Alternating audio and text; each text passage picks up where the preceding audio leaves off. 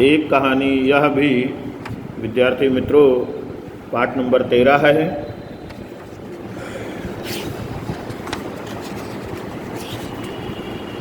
पाठ नंबर 14 है विद्यार्थी मित्रों, ये पाठ नंबर 14। एक कहानी यह भी, पर ये सब तो मैंने केवल सुना, देखा तब तो इन गुणों के भग्नावशेषों को ढोते पिताजी थे। भग्न अवशेष यानी जो टूटे हुए अवशेष हों। एक बहुत बड़े आर्थिक झटके के कारण वे इंदौर से अजमेर आ गए थे, जहां उन्होंने अपने अकेले के बलबूते और हौसले से अंग्रेजी हिंदी शब्दकोश विषयवार के अधूरे काम को आगे बढ़ाना शुरू किया।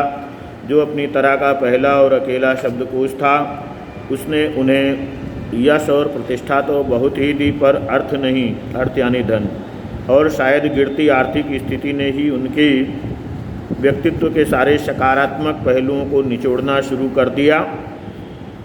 सिकुड़ती आर्थिक स्थिति के कारण और अधिक विस्फारित उनका अहम उन्हें इस बात तक की अनुमति नहीं देता था कि वे कम से कम अपने बच्चों को तो अपनी आर्थिक व्यवस्थाओं के भागीदार बनाएं।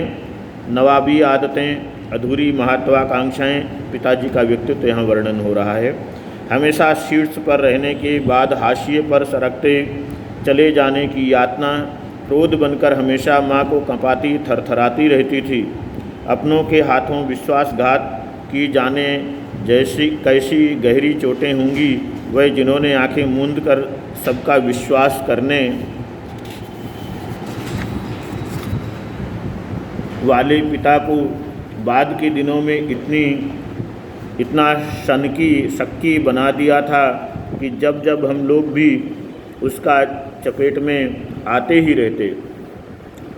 पर एक पितृ गाथा मैं इसलिए नहीं गा रही कि मुझे उनका गौरव गान करना है, बल्कि मैं तो ये देखना चाहती हूँ कि उनके व्यक्तित्व की कौन सी खूबी और खामियाँ मेरे व्यक्तित्व के ताने बाने में गुथी हुई हैं, या कि अनजाने अनचाही किए हुए व्यवहार से मेरे भीतर किन ग्रंथियों को जन्म दे दिया। विद्यार्थी मित्रों, लेखिका अपने बारे में वर्णन करती है। मैं काली हूँ, बचपन में दुबली और मरियल भी थी। गोरा रंग पिताजी की कमजोरी थी, सो बचपन में मुझसे 2 साल बड़ी खूब गोरी, स्वस्थ और हंसमुख बहन सुशीला से हर बात में तुलना और फिर उसकी प्रशंसा ने ही क्या मेरे भीतर ऐसे गहरे हीन भाव की ग्रंथि पैदा नहीं कर दी कि नाम, सम्मान और प्रतिष्ठा पाने के बावजूद आज तक मैं उस ग्रंथि से उबर नहीं पाई। लेखिका ऐसा बोल रही है कि माँ बाप अगर हीन भावना बच्चे में भर देते हैं तो वह लेखिका इतनी बड़ी हो गई तो भी उससे उबर नहीं पाई हैं।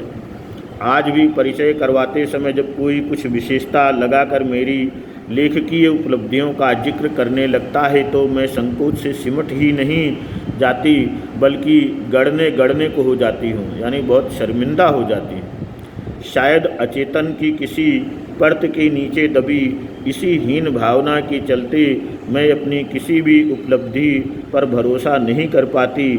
सब कुछ मुझे तुक्का ही लगता है।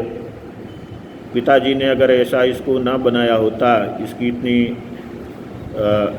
हीनता ना भरी होती, ना बोली होती, तो शायद ये लेखिका इस तरह ना बताती।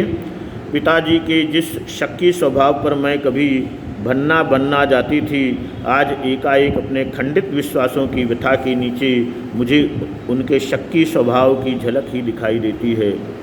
बहुत अपनों के हाथों विश्वासघात की गहरी व्यथा से उपजा शक। मित्रों, पिता का चरित्र चित्रण भी लेखिका ने निष्पक्ष होकर किया है। यहाँ पर होश संभालने के बाद से ही जिन पिताजी से किसी न किसी बात पर हमेशा मेरी टक्कर ही चलती रहती, वह तो ना जाने कितने रूपों में मुझमें हैं। कहीं कुंठाओं के रूप में लेखिका वर्णन कर रही है कि किस तरह से हैं, ऐसा वो सोच रही है।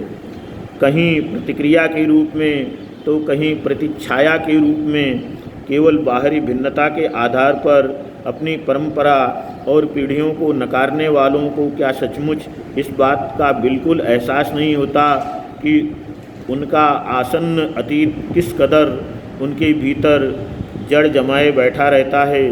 समय का प्रवाह भले ही हमें दूसरी दिशाओं में बहाकर ले जाए, स्थितियों का दबाव भले ही हमारा रूप बदल दे, हमें पूरी तरह उससे मुक्त तो नहीं ही कर सकता।